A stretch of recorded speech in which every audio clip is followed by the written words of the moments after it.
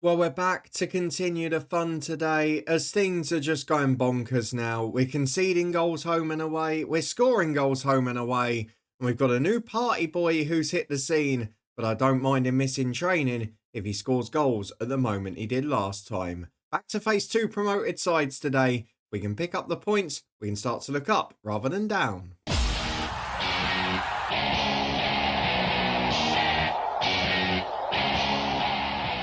Yes, hello, and welcome along to part 29 of this FM06 Let's Retro save from Luton Town. We are back today in ninth place after two pretty bonkers league games, and a new hero has turned up just after being caught out partying in the early hours a couple of nights before. He missed training, but he's been forgiven, and we are starting to look like a decent side again. The problem is there's no cohesion, there's no pattern to it, and our defensive sort of experiments away from home, if you want to call them that, haven't really worked. It's just that we've popped up with goals in a couple of games. If you're looking forward to seeing how we get on today against Hull City and Sheffield United, two relegation battlers promoted from the Championship last year, then please do put a thumbs up on the video. But for now, let's go and have a look at what happened in a few games since you were last with me, because they've been interesting ones, to say the least. Following our gutting 3-2 defeat against Bolton, we then lost 1-0 after extra time at Manchester United in the League Cup. A decent third round effort as both sides heavily rotated. Richard Hughes had a blinding game in the middle, but we didn't have a goal threat. In the end, we were just clinging on for penalties, which we didn't quite manage to do. Following that, though, we played pretty woefully at home to Blackburn Rovers, but managed to nick a 2-2 draw. Counter-attacks from Leon Osman and Sean Maloney cancelled out goals by Craig Bellamy and Gianpaolo Pizzini, which maybe showed a difference in quality at the minute. We also had a missed penalty early on from Peter Crouch, which kind of set the tone for the game. He did set up both goals with flick-ons though, so we forgave him for that. And then, against Newcastle United, a huge win on the road and a late win on the road. A 90th minute first goal for the club from Valentin Robert, who'd been caught out partying and warned about his behaviour just 2 or 3 days earlier after missing training. And he then turned up with a big winner off the bench, which has really got us going. He's got 2 assists already as well. He really has started to hit the party now. As Sean Maloney got 2 goals as well. Great performance from him. But it was an interesting one, this, because I made a decision and we didn't get to do it in time for the Bolton game in the end. But from the kickoff at 2-2, I went back to that time wasting. I went 5 at the back, a flat 5, and just left what was at the time, I think, Maloney, Robert, and Osman as the front 3. And it worked as a treat because the back 5 didn't then get caught in behind. So Luke wasn't able to get in behind Kevin Foley, who'd come on, albeit he did get a booking. And then on a counter against the depleted Newcastle defence, we were able to take advantage late on. So might be a sign of things to come. Rather than changing our away tactic permanently, for the games that we're still in with 10 minutes to go, when those teams go to throw that 4 up front, that's when we've got to adapt and go the other way. So that's maybe the way I'm going to play it here. Against Hull City, we might find it a bit more difficult because the onus might be on us to attack a little bit. They're doing okay at the moment, albeit they're still battling relegation. They're 3 points clear on 15. Sheffield United are second opponents today, second bottom, and have only won 1 game all year, but have drawn the majority, so are hard to beat. For us, we don't draw many at all. We either win or lose. We're on 19 points. We're pretty happy with how it's going. But we've all seen how it goes when we play the bottom teams on the road. Hull City are another one in that category. So what on earth are we going to produce today? I don't think we know. I don't think the players know. But I'm hoping we might get some form of response. Theo Walcott is back on the bench after injury. Valentin Robert stays there despite his heroics, because the front 3 that start are generally playing pretty well. And as is the rest of the team. Keith Keane stays in at right wing back. DeCassi and Flamini doing a job in the middle. It's a good side performing okay. And ultimately, while I'm getting frustrated at odd games and certainly a lot of our away performances, if we stay up this year, it's still an achievement. We're still building that side. Nick Basagno has signed a new 3-year deal, so his unhappiness has gone. He's also now hopefully going to start performing a bit better. Certainly did in the last game. It's just then Kasper Schmeichel, if he can sort himself out in goal, we'll be one hell of a little team here. Let's go and get through to the match and wait for the frustration to take hold again. It's a 4-man whole midfield that includes Super Tom Huddleston, one we've definitely got to watch out for. But it's not the best Premier League team. They have signed Matty Taylor, who we've come close to getting back a couple of times, former Luton youth product. Let's get into the first half. Can we get a result in this one? They've got some quality on the bench as well, haven't they? Scott Carson, James McFadden, Stephen McManus, Jonathan Legger, who was always brilliant at Anderlecht in the early years. Maybe not developed quite so much here. With 10 minutes gone, it is Hull City on the attack and they've got a knocking goal, but Flamini's won it. So let's have a look at our chance. As Peter Crouch on the edge of the box beats his man. Forces a very good save from the keeper. It's cleared downfield as far as Flamini and he's lost out to Burgess. Zonneveld in though with the challenge. And hopefully we can get it back, or can we? Because Burgess has just run away again. Flamini wins a challenge. Zonneveld again.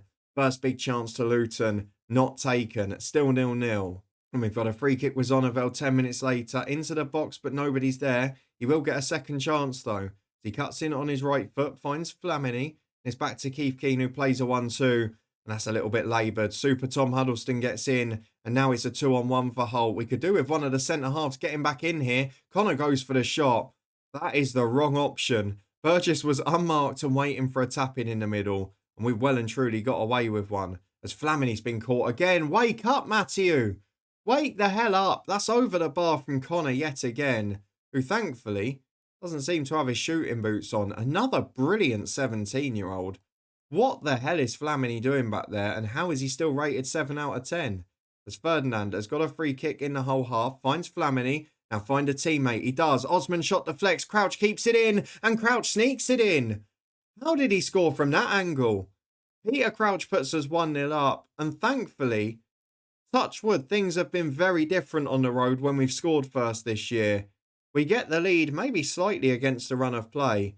But I don't really know how he scored from that angle. It's down the left-hand side from Hull City. Burgess will chase. And Anton Ferdinand will have to do the defending. He doesn't. Connor gets in behind. Basagno does really well. And Davis clears downfield. Maloney can't get up. De Cassie's in though. Maloney will now go up against the centre-half. Doesn't win it. But it's over the top the third time. And he'll chase. It's forced back to the keeper. And Hull will start again on the left-hand side. Burgess intercepted by Keane. And we're back as Nick Basagno is about to get a yellow card, I think. Stopping the counter-attack by the looks of it. New contract, no new discipline. Seems like the yellow card's coming out. 10 minutes to the break, though. We've got the lead. And again, we're not winning pretty at the minute. But we're doing the job. As Sicconi, the centre-half, looks downfield. Goes for the switch to Tate instead and finds Welsh. Osman gets in, though. Just puts a stop to that attack. Welsh will come down the right again, though. They've still got the ball hole. Zonneveld wins the challenge, but Tate comes out with it. It's a little bit lucky, that. And the cross is pretty poor. Keane clears to Maloney. Crouches up with him, but he finds Keith Keane again. And now we've got three just storming forward. Keane down the right, being chased by Huddleston. Pursues him, but doesn't make it. The ball to Maloney is not one, though. And Ferdinand can bring it away as Keane again to De Cassie. He's improving massively. Finds Flamini and Crouch. Goes for the shot. I thought he was just going to lay it off to Osman. Seemed the defender thought that way too. In the end, it's a pretty wayward effort. And Zonneveld will start again on the left. We're playing okay here, but there's always a mistake in us. You can see it. Connor's breaking away down the right-hand side. Flamini does well defensively. Osman starts again with Anton Ferdinand. Keith Keane gets the ball up towards Maloney. Will someone aim the ball at Peter Crouch? He's 6'60", you know. It's clear to midfield again. And Hull will break forward with Huddleston. It's going to feel like one of those games of wasted opportunities, isn't it? Maloney plays to Crouch though. De Cassie to Osman. Now we've got 4, 5, 6 on the counter-attack. De Cassie's there. Goes for the shot. Finally get to see one of those long-range efforts. It's on target. It's good enough. But it doesn't go in. As Nick Basagno plays to De Cassie. Chance to shoot again. He's getting more space on this occasion. A half-time. It's a pretty poor display. I think, given the fact that Maloney's being tested aerially such a lot due to the way the game's panning out, I'm going to bring Robert on. He scored last game. He's not much taller, but he's much better in the air. And he might win a couple of duels for us. Maloney's booked. He's not playing well.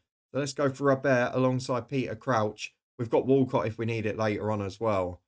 The yellow card should have been given first minute of the half to Hull. It wasn't. As Kasper Schmeichel goes for the big kick. And again, it is towards Robert. He doesn't win this one. Oscar Serrano, back to Taylor. Big ball forward to Burgess, who's drifted wide. Keith Keane trying to get back in, doesn't make it. But he's now going to chase Serrano to the byline. He's beaten. Serrano crosses in. Potter's there. Good save, Schmeichel. De Cassie half clears it. Welsh being pursued by Zonneveld. Not able to stop him, but he is forcing him back. It's good defending. He's forced Welsh to halfway. He goes for the switch to Taylor. Carries it forward. Finds Potter. Shots blocked by Basagno. Downfield as far as Tate. Crouch in. Thunders in with the challenge. Might well get a booking for that one. It looked like a bit of a lunge to me. 5 minutes gone in a second period. Uriah Rennie lets him off. We're not really finding a foothold in this second half yet. As Flamini gives the ball to Davis, can we nick a goal? Peter Crouch goes up. Zonneveld on the second ball to Osman. Space to shoot. Leon Osman, not a great effort. Not a great effort at goal. But we've managed to pass the test of another 10 minutes. We're edging down the clock. Can we get to that position where we can time waste again? Potter gives it away to Osman. De Cassie can break. Robert holds the ball up. Crouch is running off him. He finds Flamini. Zonneveld's going on the left-hand side. Back to De Cassie again, though. Up towards Crouch, who wins the flick. Robert beats Ciccone. Valentin Robert. He just can't stop scoring now. It's a perfect substitution at half-time. And after partying, it seemed to be the solution. He's got used to life in England. And he scored 2 in 2. And it could be big goals that allow us to get the victories on the road. 2-0 to Luton Town after a poor start to the second half. Maybe we're going to pick up 3 points again. We're just about 20 minutes to go now. I am going to make one change at right wing back. It's going to be Keith Keane off for Foley. A sub we've done a lot. De Cassie's not been brilliant today. So maybe I go for Nichols in there. Leon Osman was the other one to consider. But with Maloney already off, I think we'll go Nichols there. Bring the skipper on. Brilliant penalty taker if we need it as well. And hopefully just see out this match. Because goal and assist for Crouch. Robert's starting to score. Walcott's back from injury and can feature next time as well. Things are starting to look up as with 7 minutes to go. Osman again trying to launch a counter, but he loses out this time. We'll wait for Hull to chuck those 4 forward and then maybe we'll change tactic as Banks. Bit of an ambitious effort that. Over the bar, pretty comfortably dealt with. And we're seeing out this game really easily. A 2-0 win, a clean sheet on the road. I've not said that for a very long time. And a really polished performance against one of the worst sides in the league. Well done to the lads. You've got Sheffield United at home next. If we can win that one as well, we can start to breathe a little easier for the rest of the season. We're on to 22 points. We're looking lovely at the moment. We're taking advantage of the winnable fixtures. Let's see next week if we can do that again. Well, following another passing of an international window, we are back to face Sheffield United. It's a game that very rarely on paper we will be favourites for at home. And it's an opportunity to pull well away from that danger zone. Nick Basagno is struggling a little physically, having played for the USA in midweek. Might have to consider him. Maybe Andy O'Brien comes in for this one, I don't know. Otherwise, we're pretty much at full strength. It actually helped a bit that the likes of Walcott and that got some time away. I'm going to bring Robert in from the start this time for Maloney, who has signed a new contract. He's here till 2012 now. We're starting to up those wages again. The only other change, I think it has to be Basagno. I'm not going to drop him out entirely. He'll go on the bench. But Andy O'Brien will come in. And hopefully, for the rest of this game at least, Curtis Davis can take on that passing role. Kasper Schmeichel had a shocker for Denmark, having done pretty well for us last game. So it's not going to be all change here, but Valentin Robert and Andy O'Brien are in, and I'm hoping we're going to see a good performance. At home to Sheffield United, a big one for us, a rare game in which we're favourites, and we live up to that tag. Well, an interesting Sheffield United side for sure. Hoyt and Bentley down the right, former Arsenal youth players. Jimmy Traore alongside Phil Jagielka. Charlie Adam out on the left wing. Webber's joined by Almeida up front, who is one hell of a player in this game. Let's see what we can do in the first half of ours as we come up against a very decent side. Zonneveld is on the attack early doors, and De Cassie's getting warnings from Andre Mariner. Not the most positive of starts, though we have got a free kick in a dangerous position, which Zonneveld took quickly. McGovern almost caught out, made the save in the end. Peter Crouch has picked up a knock. It's been a very quiet 25 minutes. We've normally had loads of highlights. Crouch wins the flick on for Flamini though. We now want to try and build an attack because Sheffield United are sitting behind the ball and Crouch is the target. Finds Zonneveld. We need the opening goal in this game. Zonneveld to the byline. Crosses for Leon Osman and he just gets too much on it. Flicks it over the bar. And with 25 gone, it is 0-0. But that is the first really decent chance we've created. Again, though, this game is flying by, which worries me because it's the sort of one that you would want us to be dominating, having lots of chances. And that doesn't appear to be forthcoming as Keane is trying to chase after the 1-2 with Charlie Adam. Really good defending from him. DeCassi, though, finds Ferdinand, and now we try and break free. Keith Keane into Leon Osman. Back to Davis. Looking for him to pass the ball in the middle. Finds DeCassi. Robert loses out in the air, but Osman gets it back from a poor pass. Finds Peter Crouch 20 yards out. Chance to shoot. Deflects for a corner kick. At least creating some chances now, but it's still not been the display you would like to see. We've only had one shot on target. Zonneveld's corner finds Crouch. Oh, great save. Robert reacted really quickly for the rebound. And it's exceptional goalkeeping. Zonneveld will take another one. Crouch is up again. He's not able to win it. Bentley to Webber. Can they break? No, because Zonneveld got half a foot in. Big switch of play will be dealt with. Or will it? Charlie Adams been left to run. Thankfully, it's judged well. It's out of play. We've had a couple of good chances now. We're still not dominating this match. And it's flown by this first half. It's such variation, isn't it? Some games like the last episode, we saw probably over 10 minutes of highlights in both. The two games in between off camera were nuts. And now these two, we've barely seen any of it. I'm going to say we're a little bit disappointed with that. I'd like to see more. Robert's not really played well, so I think Maloney and Walcott will be calling before too long. We're going to try and give it 10 in the second half, though, as Zonneveld's got a corner. Robert's up, and he's in there. It's good goalkeeping again. McGovern saves the day as Webber breaks downfield. Could be in a bit of trouble here. Got enough men back, but are they in the right position? Eckersey plays a 1-2. Keith King goes across. He should get there, and he wins the throw. Exceptional defending again. But this would be drop points if we don't get the win out of it. As Keith Keane throws in, can we create something? Jimmy Traore wins the first ball. Ferdinand up again for the second, though. Robert will make the challenge yet again. Jimmy Traore wins it yet again. Webber finds Adam. Up to Bentley. Slight change of shape here. Bentley's gone almost up front in this game. As Taylor goes out to the right-hand side. Big switch to Eckersley. And Sheffield United trying to take advantage of the fact that we've not got wingers out there. As Eckersley finds Webber. If we lose it, it would be even worse. Let me tell you that. Into Charlie Adam. We know he's got a shot on him. It's a good save from Kasper Schmeichel. O'Brien clears downfield. Crouch will chase. Starting to get away from us a bit, this. Couple of chances now the visitors have had. Oh, Charlie Adam has pushed that out of play. I think we're going to have to go quite early with the subs here. Valentin Robert is definitely coming off. I'm going to go for Sean Maloney first. And then maybe in 5 more, we'll go for Walcott as well. And just bring on that extra pace going forward. Give Jimmy Traore something different to deal with. As Eckersley throws into Webber, it's still Sheffield United on top at the minute. Osman wins it back though. Now we can break with Maloney. Bit more creative. He does drop in occasionally. Finds Crouch with a great ball. And that's a foul by Bromby. Do not bottle that, Andre. That is a red card every day. Crouch is in. He's about to shoot. It's a clear goal scoring opportunity. And with Zonneveld on a dangerous free kick, we should be playing 10. Absolutely the right decision. Get him off. Lee Bromby is red carded. And if Zonneveld can put this in the top corner, I tell you what, that would just be the icing on the cake because we need something to break through here. Play it short. Who's the number 10? He does. Oh, he's played the wrong man in. Oh, we noticed it quickly that there was one unmarked. But he's played to Andy O'Brien instead of Crouch. Oh, it's the wrong decision.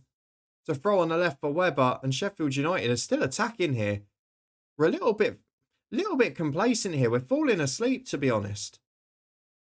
I don't really like what I'm seeing.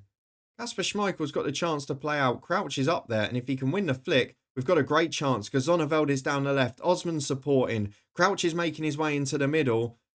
And we've got 2 or 3 bodies in there as Zonneveld finds Flamini. Goes for the shot. It's palmed away. Keith Keane can get there on the right-hand side. His cross is deflected for a corner. The pressure's mounting up. Do we go for Walcott's pace now? But then they're going to be sitting deep, aren't they? What do we do? Zonneveld with the corner kick. Into the front post. Flamini's up. It's punched away. It's as far as Keith Keane, who finds Ferdinand. Can we create something special? Just need that opening goal as Davis tries to get on the end of the cross. The 2 centre-halves almost combining. It's backs to the wall for Sheffield United, but they're doing a good job of it. Fair play to them. Zonneveld plays to Kasper Schmeichel. And now Ferdinand out to Keith Keane. The attacks continue, The waves of attack are flying. He's out for a throw-in off Charlie Adam. And now I've got to make a big decision. Leon Osman is not really offering a huge amount in this game, despite playing pretty well. So do I bring on Walcott and we'll put Maloney number 10? Then we've also got one more sub in midfield. Do I go Nichols for a sure thing from a penalty? Maybe something I have to consider at this point. Do I even take off one of the centre halves? Because I'm not sure we need 3 in there. Go a little bit more aggressive with the playmakers. I could play a box midfield. I haven't thought about that. And that would mean Walcott does come on still, instead of a centre half rather than Osman.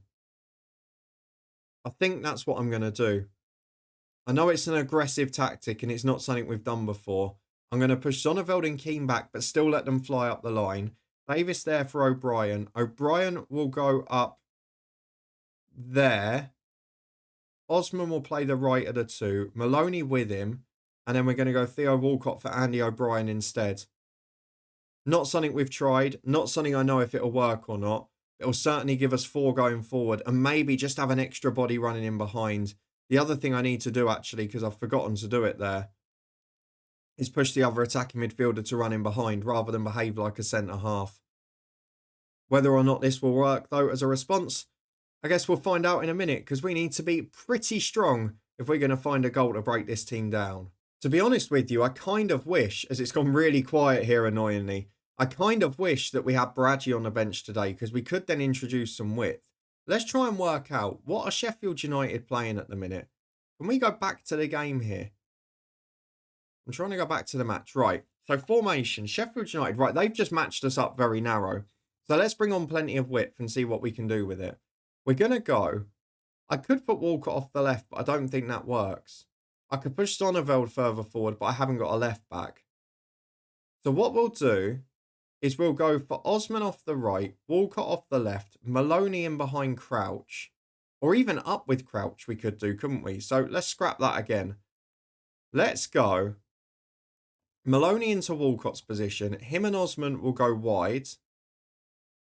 And we'll try and introduce a little bit more width into this because they seem to be dealing with us narrow pretty well. We're also going to go more attacking. We're also going to allow creative freedom and get rid of all the time wasting because this is about us trying to be aggressive and trying to break down a team setting up for a draw. We're also going to take off Flamini for Nichols just because if we get a penalty, I want a sure thing. I don't think we can do much more than this in terms of being aggressive. We've chucked basically 4 up front. We've still got the 2 holding midfielders to deal with their counter-attacking threat. But can we create one more chance? It doesn't look like it. Sheffield United have tried to stifle the game, and you've got to say fair play to them. They've done it really, really well. I think maybe it wasn't the time to experiment, but it was one of those days. Playing against 10 is going to be difficult for us. 4 points in the end is a good result from the episode. We didn't come under any threat there, but we didn't take our chances. In the end, though, we've got 4 points out of 6. We're in 6th place. We're on 23 points, and we're 9 clear of that bottom 3, which is the crucial thing at this stage of the season. A really decent episode overall, but still some struggles in front of goal at times. A wonderful effort though. Let's have a look at the schedule and see when we're next planning to be back because we've now got a pretty difficult run of fixtures coming. Although both Manchester City and Everton are really struggling. City have just sacked their manager and won the first game with the new one. Everton have had a poor start after losing some players. But I think we're going to come back. I'm trying to target games that are going to be crucial to our season. I could do Derby and Palace again because Palace are the bogey side. It's always a laugh. That's the end of the transfer window as well. I guess we should see who we get in the FA Cup and then make a decision as we go along. But we'll be back at some point, probably around the festive or January period. For now, though, if you did enjoy this one, back-to-back clean sheets, 4 points, and back-to-back wins on the road as well. And please do put a thumbs up on it. Let me know where you think I should improve in January. Should we look at a new tactic, particularly for the away games? Or should we just be building towards next season, improve these players, and then readdress it in the summer? Let me know your thoughts on that. And if you want to stay up to date with the rest of the season, subscribe and turn that notification bell on. In the meantime, though, you can follow us on Twitch, regular live streams from the link up in the eye above, as well as championship predictions every match day from the Football Podcast too. Thank you very much for watching. It's a decent episode, albeit a little frustrating at the end. Maybe we just have to take one nice game, one frustrating one every time we come back. We'll see you again around the January window. We'll try and add to the squad. But most importantly, we've got key players tied down. We're starting to pick up regular points again.